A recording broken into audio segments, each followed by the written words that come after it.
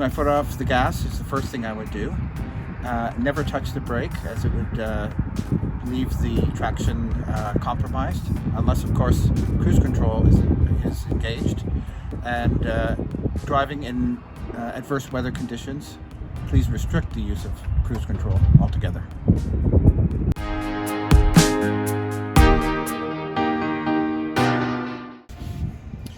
To avoid hydroplaning, I would slow down for one and drive according to the weather conditions. Also, check on the road ahead of you to see for spray for vehicles that are ahead of you.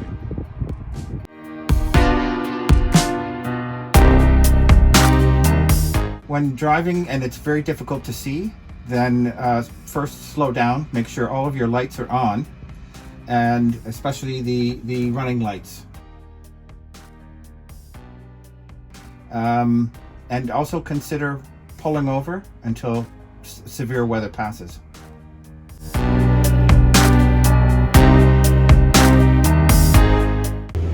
I would start by turning down the radio, turning down the fan, making sure my lights are on but not high beams, rolling down my window, listening for traffic, sound the horn before I proceed.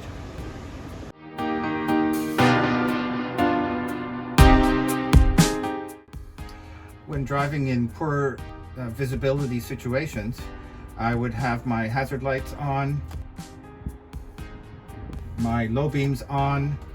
I would increase following distance to the vehicles that are ahead of me, and then I would also consider using my horn before proceeding through an intersection.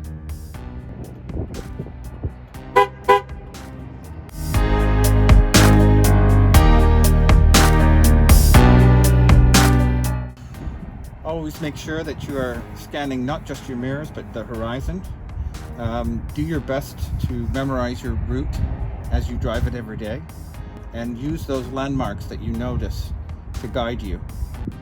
And don't be afraid to pull over in severe weather conditions and let weather pass.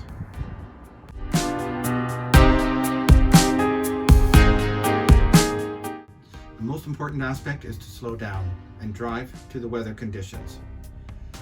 Make sure that your wipers are in good shape, that your fluids are all topped up, and that all of your lights are working pre-trip.